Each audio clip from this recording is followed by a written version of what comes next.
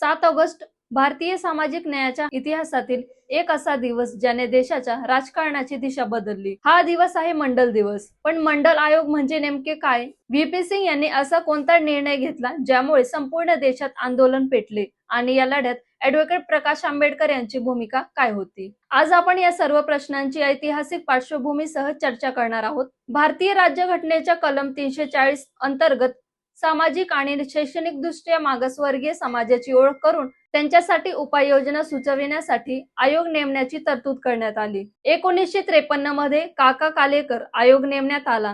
त्यांनी 1955 मध्ये अहवाल दिला, मात्र त्या अहवालाची अंमलबजावणी झाली नाही। त्यानंतर 1979 मध्ये जनता पक्ष सरकारने बिंदेश्वरी प्रसाद मंडल यांच्या अध्यक्षतेखाली दुसरा मागासवर्ग आयोग नेमला।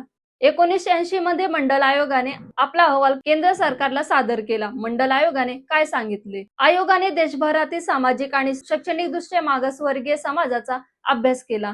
समाजातील स्थान, शिक्षण आणि परिस्थिती, राहणीमान, रोजगार, महिलांची स्थिती, शिक्षणातील गळती अशा अनेक निकषांवर अभ्यास करून आयोगाची इतर मागासवर्गीय समाजासाठी अनेक शिफारशी केल्या। यामधील सर्वात महत्त्वाची शिफारस होती केंद्र सरकारच्या नोकऱ्यांमध्ये ओबीसी समाजासाठी 27% आरक्षण। व्ही.पी. सिंग यांचा ऐतिहासिक निर्णय। 2 डिसेंबर 1989 रोजी विश्वनाथ प्रताप सिंग भारताचे पंतप्रधान झाले। 7 ऑगस्ट 1990 रोजी त्यांनी संसदेत मंडल आयोगाच्या शिफारशी लागू करण्याची घोषणा केली। यानंतर 13 ऑगस्ट 1990 रोजी केंद्र सरकारने अधिकृत आदेश जारी केला। हा निर्णय भारतीय सामाजिक न्यायाच्या इतिहासातील सर्वात मोठ्या घटनेपैकी एक मानला जातो। देशभरात आंदोलन का झाले?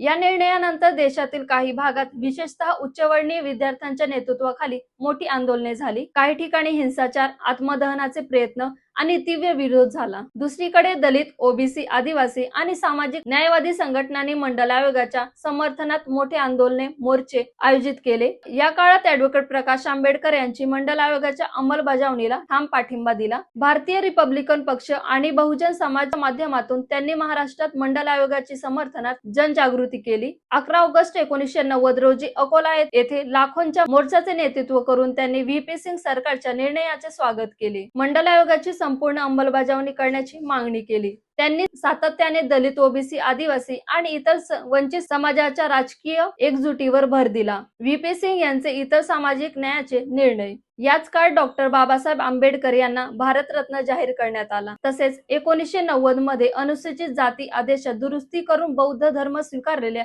अनुसूचित जातीतील व्यक्तींना अनुसूचित जातींचे घटनात्मक लाभ कायम ठेवण्यात आले। आज केंद्र सरकारच्या नोकऱ्यांमध्ये ओबीसी समाजाला 27% आरक्षण मिळते। मंडल आयोगामुळे देशातील लाखो युवकांना शिक्षण आणि रोजगाराच्या संधी उपलब्ध झाल्या। स्थानिक स्वराज्य संस्था, प्रशासन आणि राजकारणात मागासवर्गीय समाजाचे प्रतिनिधित्व मोठ्या प्रमाणात वाढले।